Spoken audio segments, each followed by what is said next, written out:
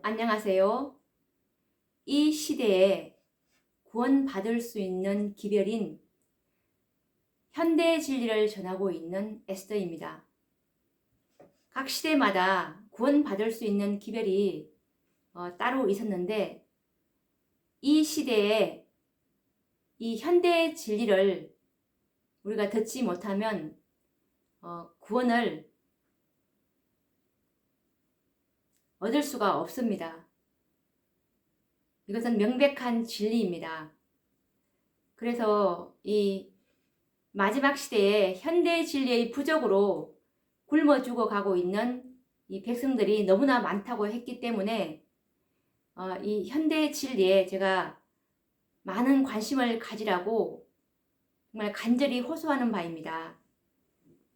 오늘도 이어서 지난 시간에 우리가 다니엘서 11장 40절부터 이렇게 쭉 연구해 오고 있는데 오늘도 이어서 계속 연구해 보도록 하겠습니다. 우선 다니엘 11장 40절부터 다니엘 12장 2절까지 본문을 한번 읽고서 시작을 해 보도록 하겠습니다. 다니엘 11장 40절부터 12장 2절까지는 이 마지막 시대에 성취될 사건들이 이게 순서대로 나열되어 있는데 세천사의 기별이 선포되고 그 다음에 이제 계시록 18장의 이 기별이 이제 하나님께서 이제 선포를 해주시고요. 그 다음에 이제 1월 법령이 이제 내리게 되고 1월 법령 뒤에 늦은 비가 내립니다. 이 참교회에 완전한 진리를 가지고 있는 계시록 14장의 기별과 계시록 18장에 있는 두 기별을 가진 한 적은 무리가 하나님께서 이끄시고 있는 이 마지막 남은 무리인데 이 남은 무리가 완전한 진리를 가지고 있기 때문에 진리의 성령은 완전한 진리를 가진 그곳에 부어집니다. 그래서 이 1월 법령 뒤에 이 다섯째 천사의 기별을 깨닫고 있는 이 정결케 된 한 백성에게 이제 늦은 비가 내리고 이들을 통해서 최후의 경고를 하게 됩니다.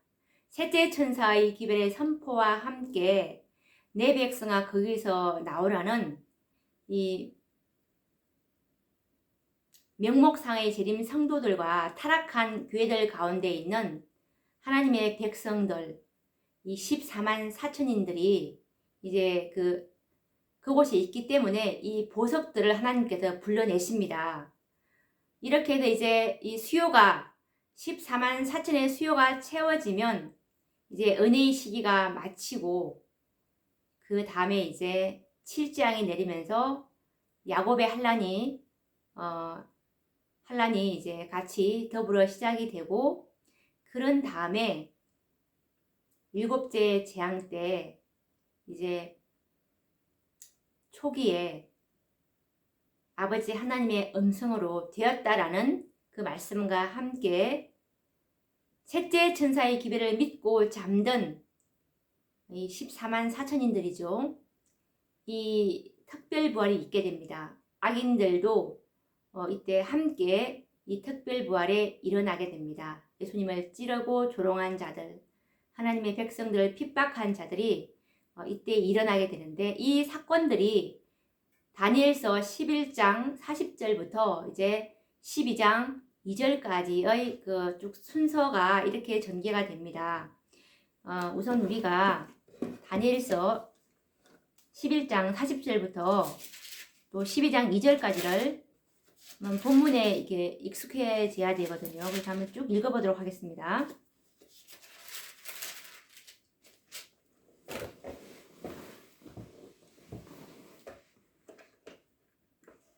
마지막 때 남방왕이 그를 찌르리니 북방왕이 병거와 마병과 많은 배로 회리바람처럼 그에게로 마주 와서 그 여러 나라에 들어가며 물이 넘침같이 지나갈 것이요.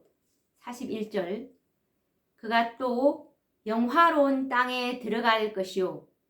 많은 나라를 패망케 할 것이나 오직 에돔과 모압과 암몬 자손의 존귀한 자들은 그 손에서 벗어나리라. 42절. 그가 열국에 그 손을 펴리니 애굽 땅도 면치 못할 것이므로. 43절. 그가 권세로 애굽의 금은과 모든 보물을 잡을 것이요. 리비아 사람과 구스 사람이 그의 시종이 되리라. 44절.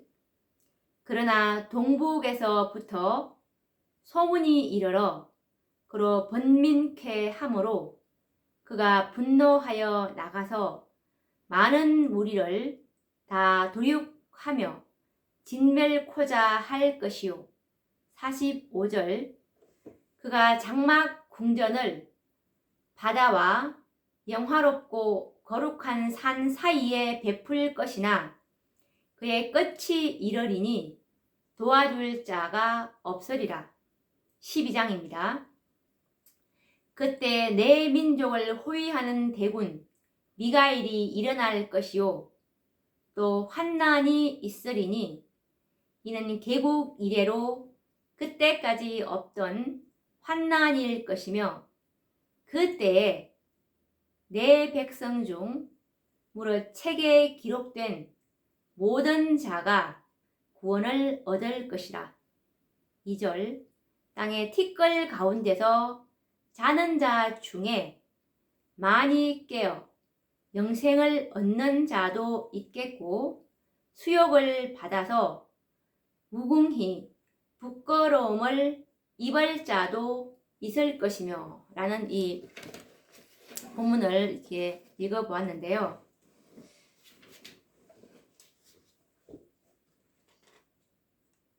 이 다니엘 11장 40절에 보면은 마지막 때에 이 남방왕과 이 북방왕의 이 싸움을 지금 말씀하고 있는데 이 남방왕과 이 북방왕의 이 싸움의 이 중심에는 반드시 예전에도 이스라엘 백성들이 있었던 것처럼 이 예언의 중심에 이 마지막 시대의 예언의 중심에는 교회가 이 남방왕과 북방왕의 싸움의 중심에 있어야 되는데 우리가 이미 공부한 것처럼 이 혈통적 이스라엘 나라는 이제 아무런 약속이 없다는 것을 우리는 압니다. 왜냐하면 로마서 2장 28절에서 29절 말씀해 보시면 대저 표면적 유대인이 아니요 오직 이면적 유대인이 유대인이라 라는 이 말씀과 아울러서 갈라디아서 3장 29절의 말씀에서도 너희가 그리스도께 속한 자면 곧 아브라함의 자손이라는 이 원칙을 확고히 해야 합니다. 그래서 이 하나님의 백성이라고 일컬음을 받는 교회가 이 마지막 때에 이스라엘이 되어야 하는 것입니다.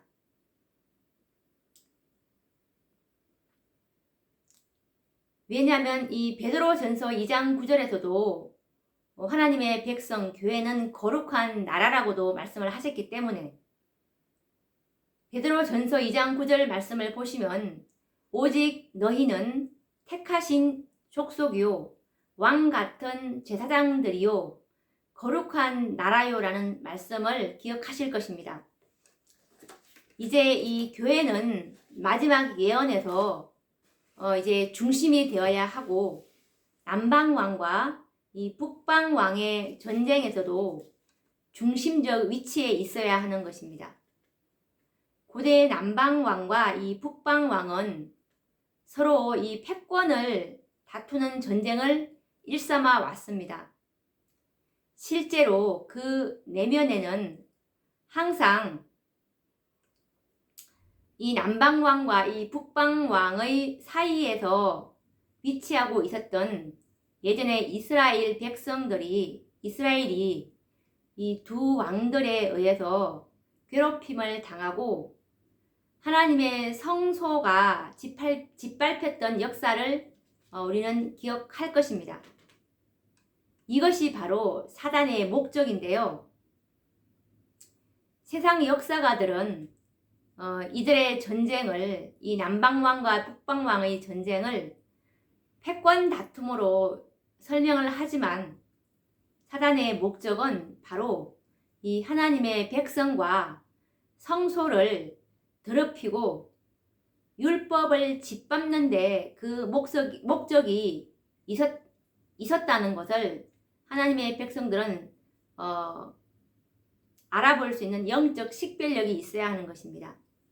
이와 같이 이 현대 남방왕과 북방왕인 소련과 미국이 이 시대의 하나님의 나라요, 하나님의 백성들인 교회에 어떤 영향을 끼쳐왔고 앞으로도 또 그럴 것임을 우리가 이해를 한다면 이 예언을 연구하는 목적과 사명을 깨닫게 될 수 있을 것입니다.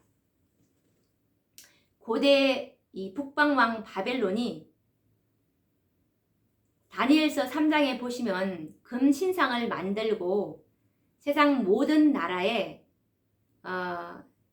경배하도록 강요를 했었죠.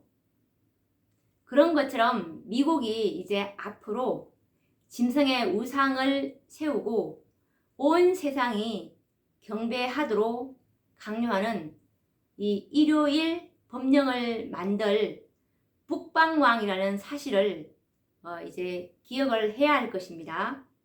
그래서 이 고대의 북방왕들이 그랬던 것처럼 미국은 마지막 시대의 북방왕이 되어서 법왕권과 이제 연합해서 하나님의 백성과 그분의 율법을 짓밟는 일을 하게 될 것입니다. 이것에 관련된 성경 말씀을 우리는 너무나 잘 기억을 하고 있어야 하는데 요한계시록 13장 12절에서 15절에 이 예언이 잘 나타나 있는데 한번 읽어보도록 하겠습니다. 저가 먼저 나온 짐승의 모든 권세를 그 앞에서 행하고, 이 저가는 미국입니다. 먼저 나온 짐승은 로마 법왕권이죠. 저가 먼저 나온 짐승의 모든 권세를 그 앞에서 행하고 땅과 땅에 거하는 자들로 처음 짐승에게 경배하게 하니, 이 처음 짐승은 로마 법왕권입니다. 곧 죽게 되었던 상처가 나은 자니라. 큰 이적을 행하되 심지어 사람들 앞에서 불이 하늘로부터 땅에 내려오게 하고 짐승 앞에서 받은 바 이적을 행함으로 땅에 거하는 자들을 미혹하며 땅에 거하는 자들에게 이르기를 칼에 상하였다가 살아난 짐승을 위하여 우상을 만들라 하더라. 칼에 상하였다가 살아난 짐승, 로마 법왕권이죠. 저가 권세를 받아 그 짐승의 우상에게 생기를 주어 그 짐승의 우상으로 말하게 하고 또 짐승의 우상에게 경배하지 아니하는 자는 몇이든지 다 죽이게 하더라라는 말씀입니다. 미국은 앞으로 죽게 되었던 이 법왕권의 상처가 완전히 아물고 다시금 중세기와 같이 이 최상권을 잡을 때까지 북방왕의 위치를 가지고 자기 권세를 행사하게 될 것입니다.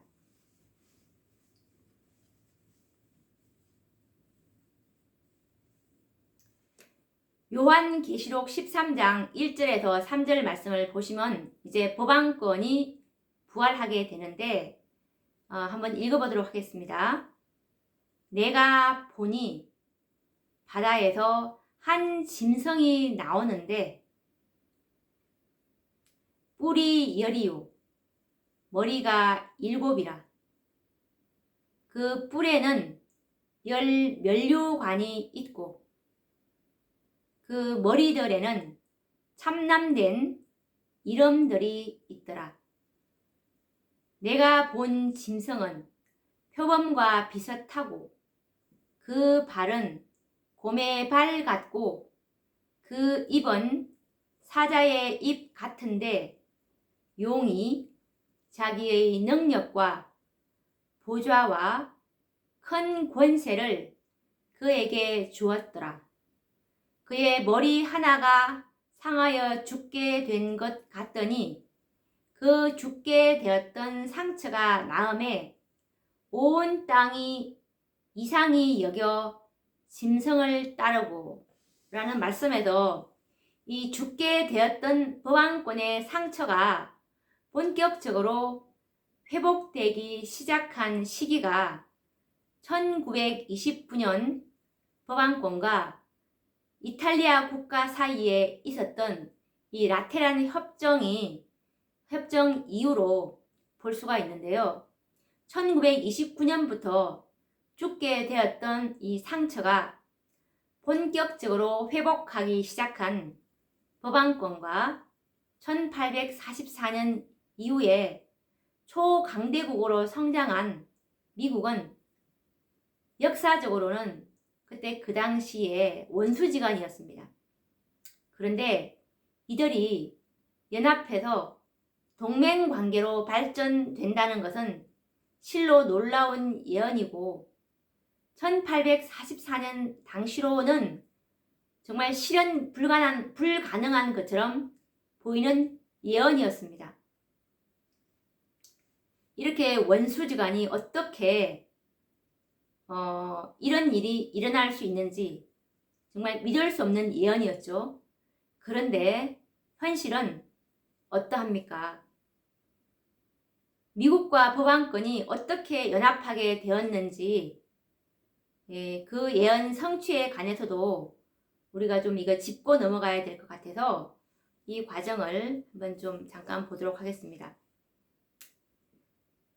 1929년 이탈리아 정부를 대표한 이 베니토 무솔리니와 교황청을 대표하는 국무장관 이 피에트로 가스파리 추기경이 라테란 협약서에 서명을 했고 이 협약은 1948년 이탈리아 헌법으로 추인되었습니다. 교황청은 라테란 조약을 제거하면서 로마를 수도로 하는 이탈리아 국가를 승인했고 이때 이 무솔리니는 혁명으로 정권을 강탈했죠. 그런데 이 정부를 교황청이 인정해 줍니다.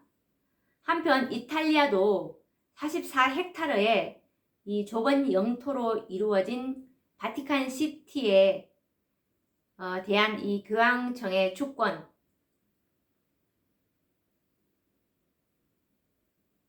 나폴레옹 혁명에 의해서 이 몰락한 교황권의 자주 독립을 인정했다는 뜻입니다. 이런 교황청의 주권을 인정하고 전적인 독립을 보장을 했습니다. 뿐만 아니라 이 협약에는 재정협정인 부속의정서도 첨가되었는데 로마 문제 해결의 보증으로서 국가가 교황청에 지불해야 할 금액이 정해졌습니다. 이때에 9천만 달러의 거액인 이 돈이 국채로 이제 교황권에게 주어졌는데 이 거액의 돈이 전 세계 금융권을 주도하는 밑거름이 되었다고 이 라테란 협정이라는 이 출처에서 이렇게 우리가 확인을 해 볼 수가 있습니다. 이렇게 해서 이제 법왕권이 그 죽게 되었던 상처가 낫게 되었습니다.